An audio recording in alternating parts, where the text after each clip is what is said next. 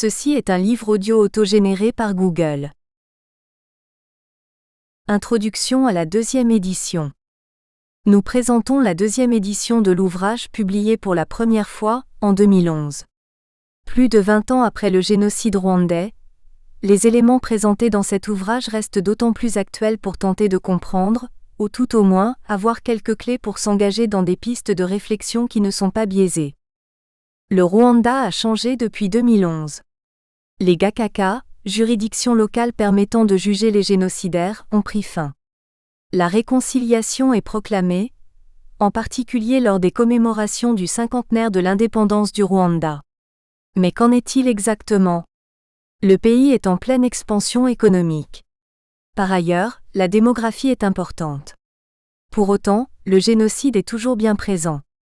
Chaque année, les commémorations qui débutent en avril permettent le travail de mémoire. Elles permettent de transmettre aux générations futures les preuves du génocide et ainsi de lutter contre le négationnisme et d'affirmer le travail de reconnaissance du génocide. L'hypothèse en partie développée dans cet ouvrage porte sur le concept central de reconnaissance du génocide défini comme le processus perpétuel de l'interprétation des faits. Nous reviendrons dans la suite de l'ouvrage sur cette définition. Autour de ce concept central, c'est en amont le rôle de l'État et des libertés individuelles qui est questionné.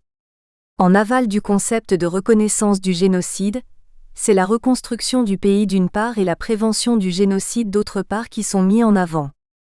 Le concept central étudié ici, de reconnaissance du génocide, est très riche et fait appel à des sources très variées allant de l'histoire, l'anthropologie, la sociologie à la philosophie et aux sciences juridiques. L'ambition principale de cet ouvrage est de présenter cette nécessaire multidisciplinarité. Les seuls éléments historiques, sans vision anthropologique et sociologique, peuvent biaiser les interprétations des faits. De même, l'approche philosophique est nécessaire pour tenter d'exploiter le concept de reconnaissance, de lui rendre une utilité immédiate. Nous en avons cité deux, la reconstruction du pays et la prévention du génocide. Comment en effet le Rwanda peut-il se reconstruire sans un travail consciencieux sur les faits qui ont eu lieu d'avril à juillet 1994 en particulier ? Et comment prévenir le génocide si la reconnaissance n'a pas eu lieu ? La multidisciplinarité est véritablement primordiale. Le génocide rwandais n'est pas le produit pur et simple d'un combat de deux ethnies qui s'affronteraient depuis plusieurs décennies. Par exemple, il est évident que la colonisation a eu un rôle dans la vision raciale, qui a pu être développée. Comme le notent récemment Jean-Pierre Chrétien et Marcel Kabanda, fascinés par la simplicité apparente des perceptions de physionomie et des étiquetages qu'on en déduit pour les hommes comme pour les plantes ou les insectes, la vision de ces autres par l'Europe a été frappée durablement d'une réification qui réduit à des éléments intangibles les situations vécues, faites de rencontres, d'échanges, de chevauchements, c'est-à-dire le tissu même de l'histoire, ses continuités, ses ruptures et son imprévisibilité. Le succès de ce miroir trompeur va s'avérer particulièrement tragique dans le cas de l'Afrique des Grands Lacs. Le Rwanda, pays des 1000 collines, a une situation géographique bien particulière. Situé en dessous de l'équateur, ce petit pays magnifique est proche de la région dite des Grands Lacs. C'est une richesse naturelle luxuriante que l'on peut découvrir selon les saisons. Mais c'est également une situation géopolitique complexe. Cette complexité ne peut donc être réduite à une dichotomie ethnique, comme les pays colonisateurs l'ont plus que largement laissé entendre et même répandu. Dans l'ouvrage que nous proposons, c'est donc tout d'abord une vision multidisciplinaire qui transparaît. Cette vision est absolument nécessaire pour permettre d'analyser avec esprit critique, sans négationnisme, le génocide de 1994 et ses conséquences. Le deuxième point important porte justement sur les conséquences. L'enjeu le plus direct est la reconstruction du pays. Certes, celui-ci est en pleine expansion économique. Mais la réconciliation, même si elle a été proclamée, a-t-elle bien eu lieu ? Comment les générations actuelles peuvent-elles vivre ensemble, entre victimes du génocide, entre descendants de victimes et entre bourreaux et descendants de bourreaux ? L'économie est certes un enjeu primordial, mais qu'en est-il de la santé publique ? Qu'en est-il de l'éducation au Rwanda ? De nombreuses réformes semblent nécessaires dans le cadre de la reconstruction du pays. Si l'enjeu le plus direct est celui de la reconstruction, c'est-à-dire l'avenir du pays, un autre enjeu dépasse les frontières du Rwanda. Il s'agit de la prévention du génocide. Le génocide est un crime qui nie l'humanité. Le génocide est un crime qui touche tout être humain. C'est pour cela que le concept de reconnaissance du génocide, que nous définissons, constitue une catégorie à part. C'est pour cela également que la pensée philosophique sur laquelle s'appuie ce concept doit être humaniste. Nous avons utilisé les travaux d'Axel Honneth sur la reconnaissance. Ces travaux s'appuient sur Hegel et sur une théorie de la justice en aval. En amont, cela suppose une possibilité des libertés individuelles. La majeure partie de nos libertés individuelles, qui ont incarné une idée contemporaine de la justice sociale, nous ne la devons pas à des habilitations juridiques garanties par l'État, mais à l'existence de tout un entrelac difficilement démêlable de pratiques routinières et d'us et coutumes éprouvées de très longue date, qui souvent ne sont que faiblement institutionnalisées, et qui nous permettent de faire l'expérience d'une confirmation sociale ou d'une libre expression de notre moi. Il en déduit également la nécessité de se fonder sur une théorie de la justice. Pour cela, il est donc nécessaire de garantir les libertés individuelles. D'un point de vue philosophique, il faut ainsi trouver un cadre qui permet de comprendre la liberté dans un contexte aussi difficile que celui du génocide et de la période post-génocide pour permettre la reconnaissance du génocide. L'existentialisme est le cadre que nous utilisons pour comprendre le concept de reconnaissance du génocide et son application. Il s'agit d'une philosophie développée par Jean-Paul Sartre, 1905 à 1980, à partir des années 1930, qui a eu un retentissement majeur à l'issue de la Seconde Guerre mondiale. L'intérêt de cette philosophie réside dans le concept de liberté qui est central au sein de celle-ci. Elle s'adapte également à l'individu. C'est cette singularité que note Iris Murdoch, philosophe contemporaine de Sartre. Cette philosophie émane d'un contexte international complexe, à l'instar du génocide rwandais en 1994. Il s'agit de la Shoah, puis de la guerre froide. Sans entrer dans une étude parallèle des deux contextes, cette philosophie est adaptée à la nécessité de la liberté pour permettre la reconnaissance du génocide, tel que nous la définissons, processus perpétuel de l'interprétation des faits. Nous donnons ainsi le contexte global de la situation sur les plans historiques, anthropologiques, philosophiques, juridiques, mais il s'agit bien d'êtres humains, d'individus qui ont été victimes du génocide. Ainsi, le caractère macroscopique de l'étude doit s'accorder à une vision microscopique, c'est-à-dire non plus à l'échelle de l'humanité, mais à l'échelle de l'individu. Les études historiques actuelles, 20 ans après les faits, s'appuient sur différentes échelles. Les jeux d'échelle se multiplient dans les pages qui suivent. Partant du macro de la commune avec une description du rôle de l'armée dans les tueries, puis en resserrant l'analyse sur les comportements des hommes et des femmes influents d'un secteur, Kaninya, avant de rétrécir l'observation à une cellule, Nyarurama, où le projet du génocide est exécuté par des voisins contre leurs voisins. Au final, cet ouvrage veut mettre sur le devant de la scène un sujet très complexe qui touche tout un chacun, le génocide. Les aspects historiques, philosophiques et juridiques sont autant d'éléments pour permettre d'aborder un sujet difficile. Difficile car il implique aussi la France. Difficile car il interroge sur la vision occidentale du monde durant le XIXe et le XXe siècle. Difficile car les images que l'on peut avoir des rescapés, des témoignages de l'époque, sont insoutenables. Difficile car il montre le visage le plus sombre de l'humanité.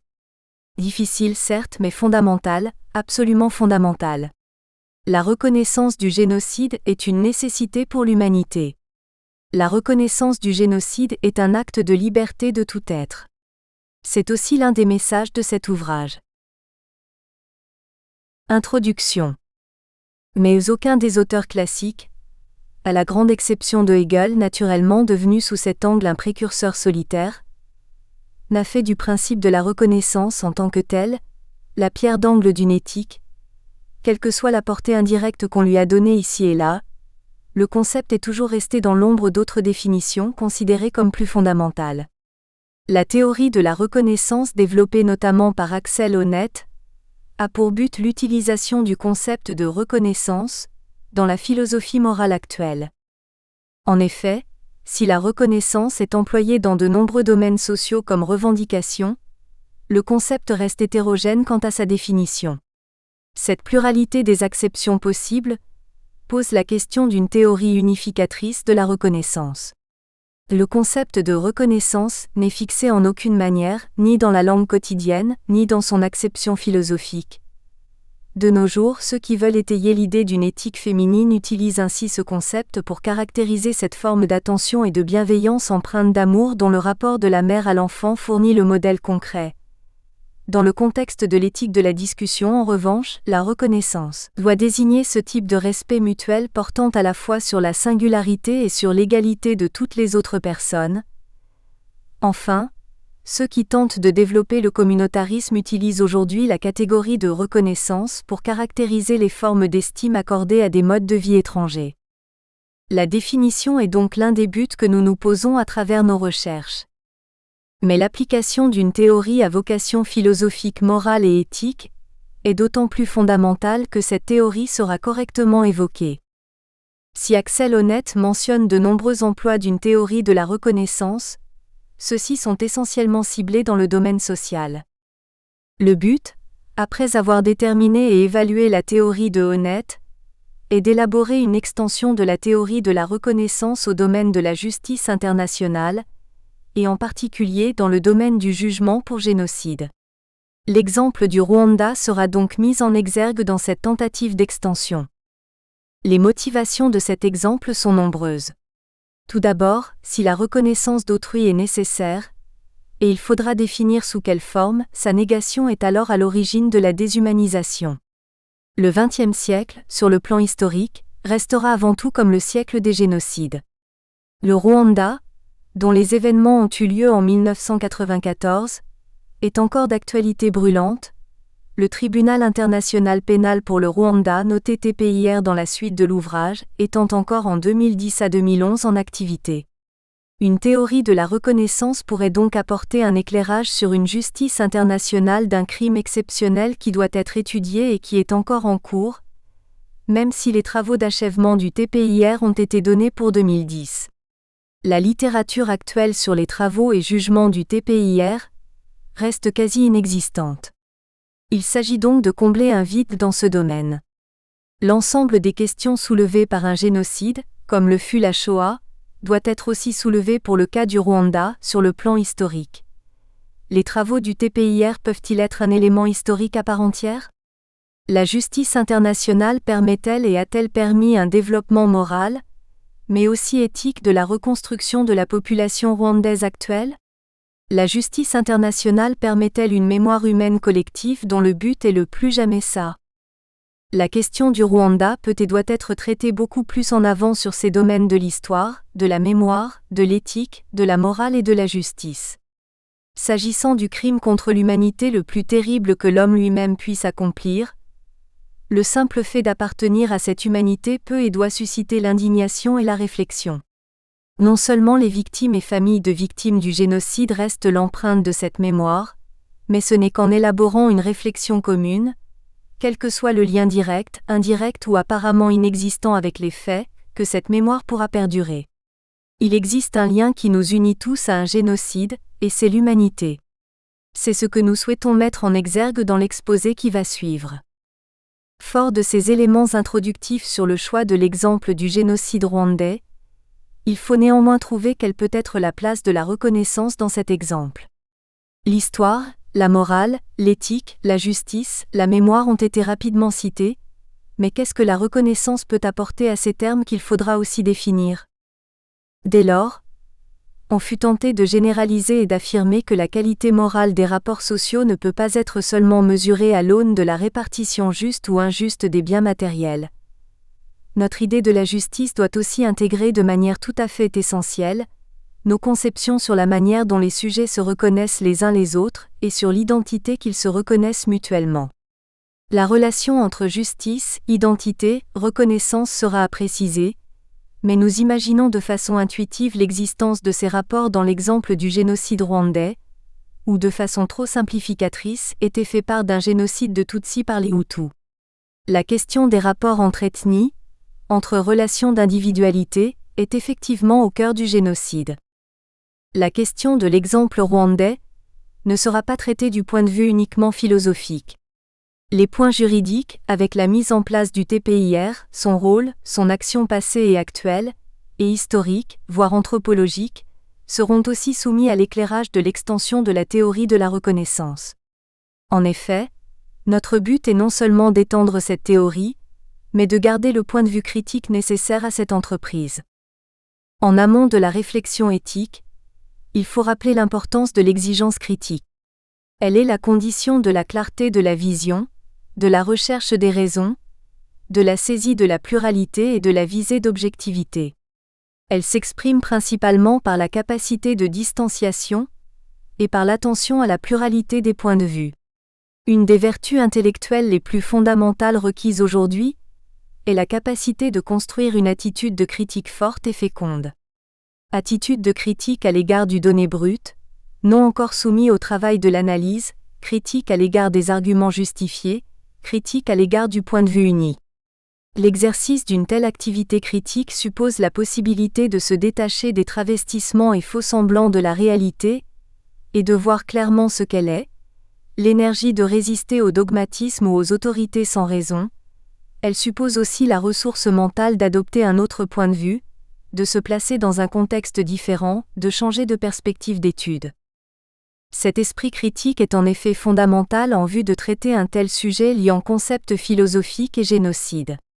Il s'agit donc d'élaborer les fondements d'une extension critique de la théorie de la reconnaissance, en analysant, développant, critiquant des travaux, en particulier ceux d'Axel Honneth, mais aussi les travaux philosophiques sur la justice internationale et sur la mémoire. Cet ouvrage se veut une étude universitaire dont l'élément central est le génocide rwandais, ayant eu lieu au printemps 1994.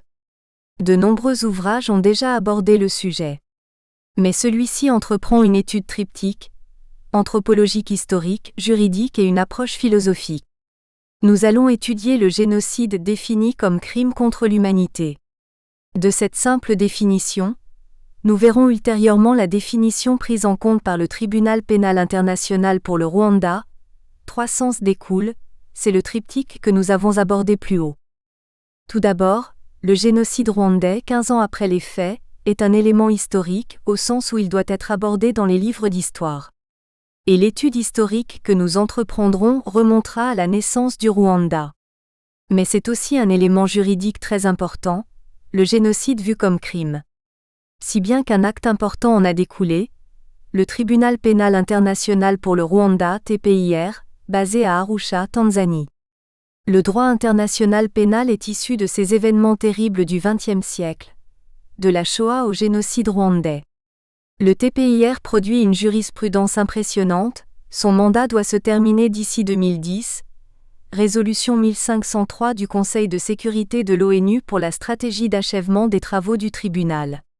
À ce jour, très peu d'ouvrages en langue française étudient le droit international pénal, et encore moins le cas du TPIR. Nous essaierons ici d'entreprendre une étude juridique non exhaustive, utilisant essentiellement la jurisprudence du TPIR. Enfin, le génocide, acte historique, crime dit contre l'humanité. Il nous semblait primordial dans cette étude de ne pas occulter l'humanité dans un génocide. En effet, c'est bien parce que ce crime touche l'homme dans son essence qu'il appartient à tous d'y joindre une mémoire et de pouvoir étudier un génocide. Tout être qui a vécu l'aventure humaine est moi, écrit Marguerite Yourcenar dans les Mémoires d'Adrien. C'est cette idée que nous avancerons pour justifier l'écriture de cet ouvrage. Les témoignages des survivants seront alors très importants. 15 ans après, le pardon peut-il advenir ? Comment se passe le retour dans certains villages des bourreaux de Tutsi ou Hutu, restés au Rwanda ? Cette approche sera donc philosophique. Nous souhaitons aborder une théorie du pardon, dénuée de son sens purement religieux comme il a été abordé jusqu'à aujourd'hui. Plus qu'un système purement additionnel entre ces éléments, l'histoire, le juridique et le philosophique, il apparaît judicieux de pouvoir les confronter. La jurisprudence du TPIR peut-elle être prise comme un élément historique ? La justice rendue au TPIR peut-elle amener au pardon, ou dans une moindre mesure à une réconciliation des générations futures ? S'il semble possible de dire dès à présent que le travail du TPIR n'est pas la réponse clé à toutes les questions que se posent les victimes du génocide, et qu'en aucun cas il ne permettra d'éviter les génocides futurs. Il reste à ce jour une véritable mine d'informations disponible pour toute personne s'intéressant au sujet et mérite d'être à ce titre étudié. Cet ouvrage n'abordera pas l'aspect politique ni les relations internationales lors du génocide, MINUAR, Mission des Nations Unies d'assistance au Rwanda ou Opération Turquoise. Nous utiliserons cependant le rapport Quiles de 1998, qui donne des éléments intéressants. Les aspects stratégiques, opératifs ou tactiques lors du génocide ne seront pas non plus étudiés. L'objectif est donc triple, et suit les 3 domaines que nous allons voir. Tout d'abord, montrer que le génocide rwandais du printemps 1994 a aujourd'hui une place dans l'histoire. Il nous paraît inconcevable de traiter l'histoire du XXe siècle sans même mentionner le génocide.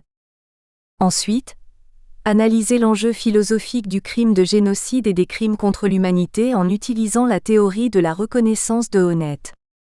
Enfin, évaluer le système juridique, qui peut donc être perçu comme une application d'une extension de la théorie de la reconnaissance au génocide, avec 2 exemples de jurisprudence du TPIR. En vue de réaliser ces objectifs, des théories parfois divergentes seront exposées, par exemple entre Bernard Lugan et Jean-Pierre Chrétien sur l'histoire du Rwanda. Ou encore le débat entre Jacques Derrida et Edgar Morin sur le thème du pardon. Mais ces débats contradictoires nous permettront de pointer les réelles difficultés des objectifs que nous nous sommes fixés, et d'essayer de les dépasser. Enfin, cette étude, bien qu'universitaire, devra apporter une vision sinon nouvelle, au moins personnelle sur les sujets abordés. Elle devra aussi montrer la dimension humaine par les témoignages. La jurisprudence du TPIR est relativement exhaustive dans ce domaine, mais d'autres sources sont aussi d'excellentes preuves. Jean Hatzfeld, journaliste et écrivain, a effectué un travail très intéressant. 1. Approche historique et anthropologique. 1.1 Les sources bibliographiques et l'objectif. Le but est de rendre au génocide rwandais sa place dans l'histoire. Les approches historiques, anthropologiques et ethnologiques sont ainsi sollicitées. Des débats entre spécialistes vont apparaître, nous les évoquerons. Il s'agit par exemple de la théorie de l'ethnisme, néologisme objectif, consistant à appréhender le génocide de 1994 comme la résultante de conflits originels entre les ethnies Tutsi et Hutu. Afin de poursuivre ce but, il faut essayer de revenir aux origines du Rwanda.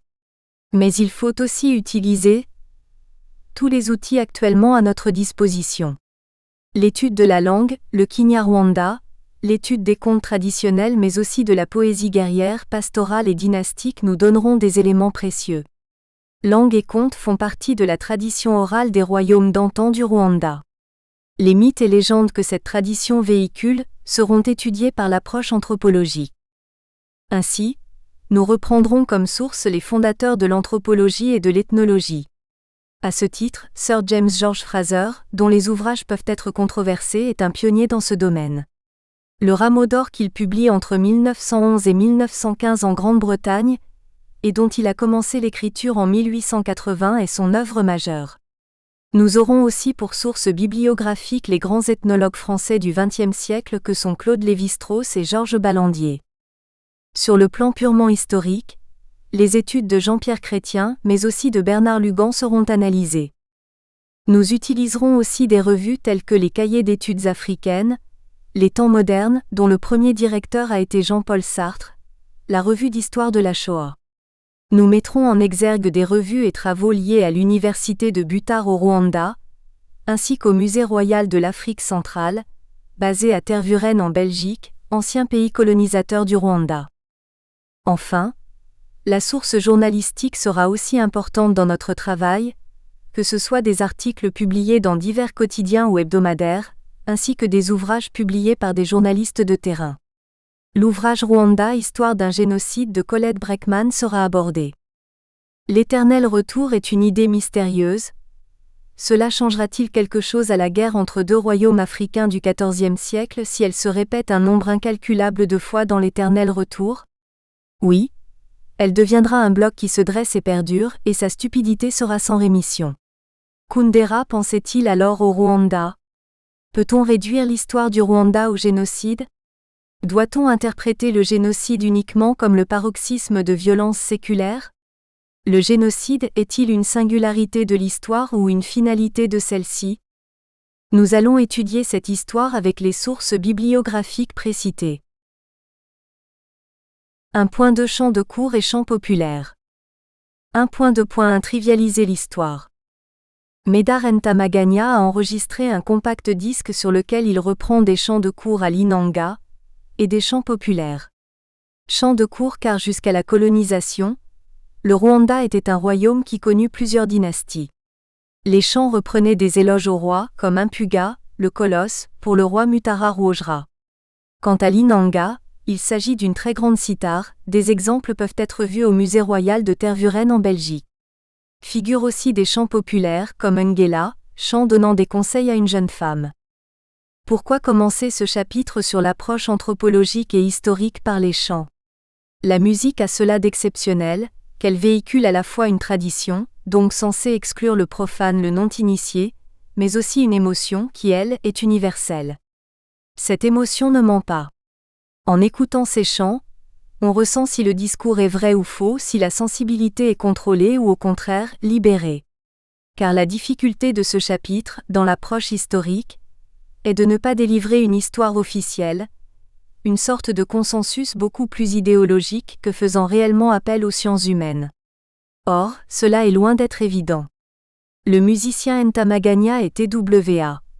Les Twa sont communément appelés les Pygmées. Dans le petit livret accompagnant le CD musical, on trouve, résumé en quelques pages, une histoire du Rwanda, puis un paragraphe sur les Twa au Rwanda aujourd'hui.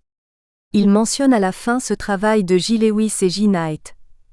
Rapport d'évaluation de la situation des Twa et pour la promotion des droits des Twa dans le Rwanda d'après-guerre.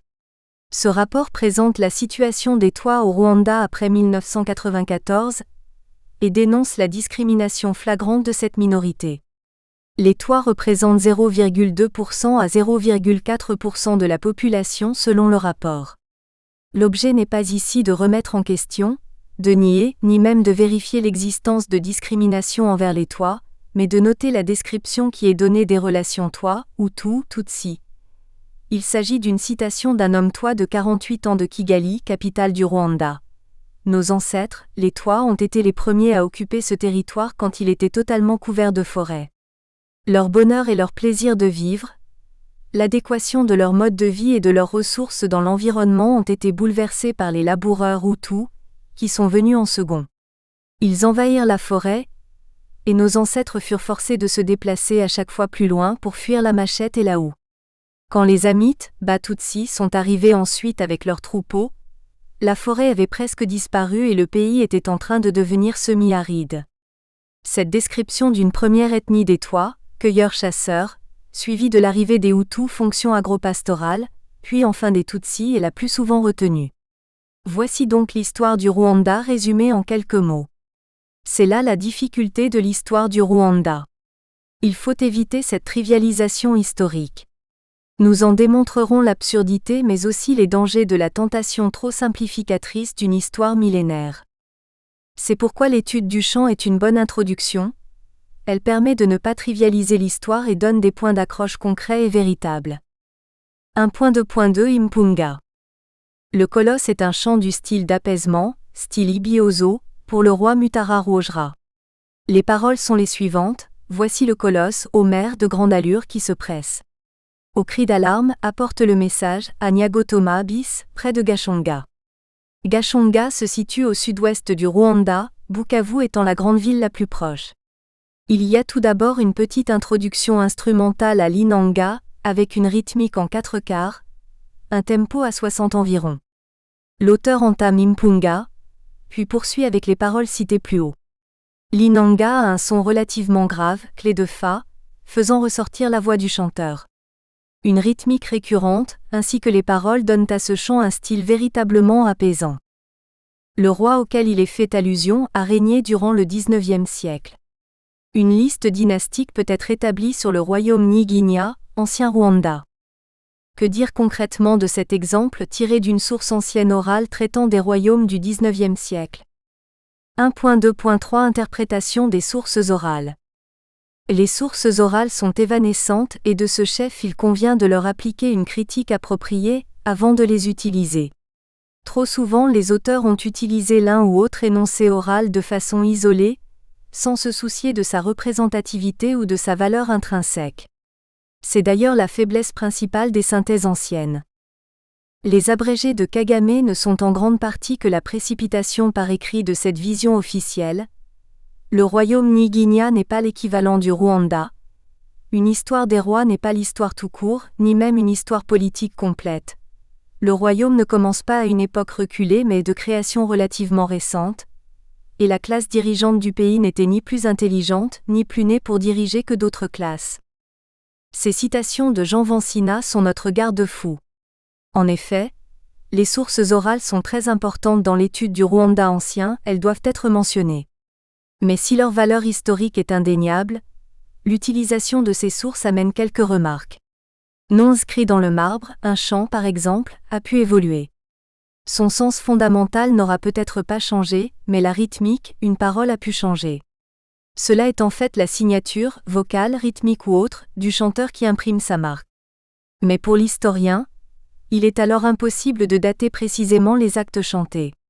Il doit vérifier ses sources à l'aide d'un faisceau convergent d'indices, comme l'indique Vansina dans sa deuxième citation.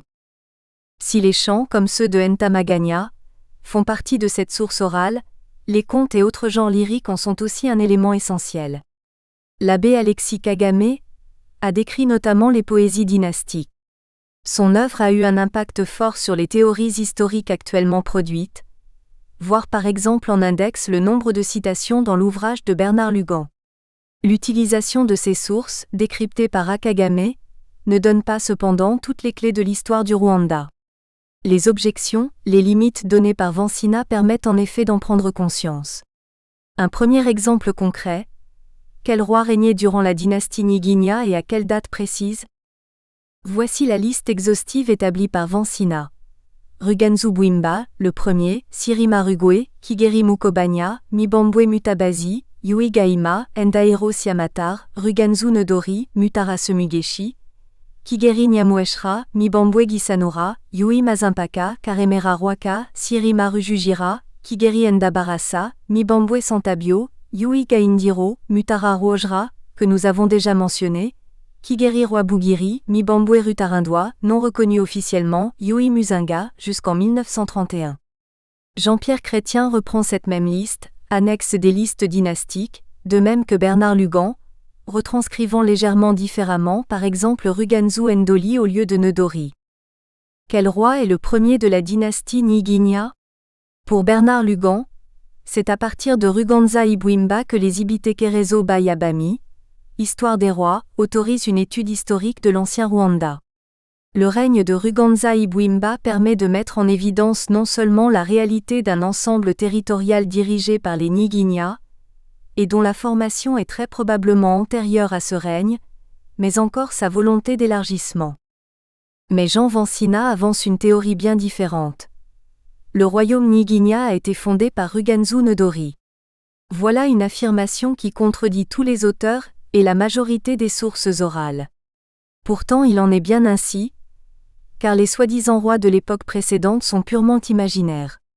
Le royaume Nyiginya a été fondé par Nedori, quelque temps avant 1700 au XVIIe siècle. Pour Bernard Lugan, Ndoli a reconstitué la puissance du Rwanda. On voit qu'il y a un rôle majeur de ce roi dans l'histoire du Rwanda, mais sur l'origine même de la dynastie, les théories divergent. Quant à Jean-Pierre Chrétien, le plus connu de ces anciens rois, un certain Ruganza Bwimba, aurait été tué au XVIe siècle par un rival du Jizaka. Cette imagerie pieuse couvre mal une rupture dynastique. Le nouveau fondateur sera le Mwami Ruganza Nedori. Le Jizaka se situe à l'est du Rwanda actuel, c'était un royaume. L'image pieuse correspond selon les sources à l'arrivée d'un fils caché Nedori du roi précédent, cachant ainsi l'idée de rupture, le Mwami et le roi. On retrouve l'idée d'un rôle majeur de Nedori. Quant au roi fondateur, l'auteur est ici plus prudent. Cela est donc dû aux sources orales, dont l'interprétation a été produite principalement par un homme, l'abbé Alexis Kagame. Ces travaux ont été très souvent repris et restent à ce jour une source quasi unique. Il devient donc difficile de pouvoir vérifier les éléments donnés et de constituer un faisceau d'indices convergents vers une théorie en particulier. Voilà pourquoi certains auteurs peuvent affirmer que Ruganzu Neudori était le véritable premier roi. Que peut-on dire sur Alexis Kagame, quels sont ses travaux? 1.3 Les grands genres lyriques vus par l'abbé Kagame. 1.3.1 L'abbé Kagame. Dans son introduction aux grands genres lyriques, l'abbé Kagame est présenté comme membre du clergé indigène du Rwanda, Butare, docteur en philosophie et professeur à l'Université nationale du Rwanda. Cette université se trouve donc à Butare, à 135 km environ au sud-ouest de Kigali. Elle est aujourd'hui encore la plus renommée du pays. L'abbé Kagame est aussi membre de l'Académie royale des sciences d'outre-mer, Bruxelles, chercheur associé de l'Institut pour la recherche scientifique en Afrique centrale, IRSAC, membre de l'Institut international des civilisations différentes, membre de l'Institut international africain, Londres, et membre de l'Académie américaine en politique et sciences sociales. Il a publié ses ouvrages à partir de 1943, puis surtout dans les années 1950 et 1960. Voici comment Jean-Pierre Chrétien le présente. Au Rwanda, l'abbé Alexis Kagame, protégé à la fois par les Pères blancs qu'il avait formés et le roi Mutara, publie en 1943, une première histoire dynastique. Devenu un idéologue de la monarchie Tutsi dans les années 1950. Kagame a imposé durablement une vision amythique de l'histoire ancienne de son pays. Historien et source à la fois, il est arrivé à convaincre qu'il était aussi bien dans l'intimité des Birous que dans la lignée d'une historiographie médiévale classique.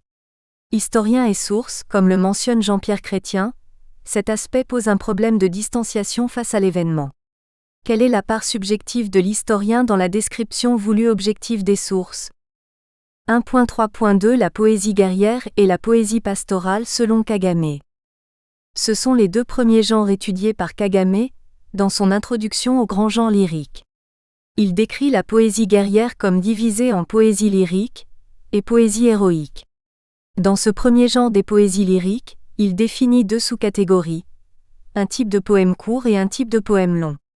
Nous donnons ci-après un exemple de poème court, recueilli et traduit par l'abbé Kagame lui-même. Le perforateur des peltes, piqueur des boucliers. Je suis un virtuose de l'arc. Un Moundé vint se balançant avec un bouclier. Je lui décochai une flèche et il tomba de tout son long, sans qu'il fût possible de le ranimer.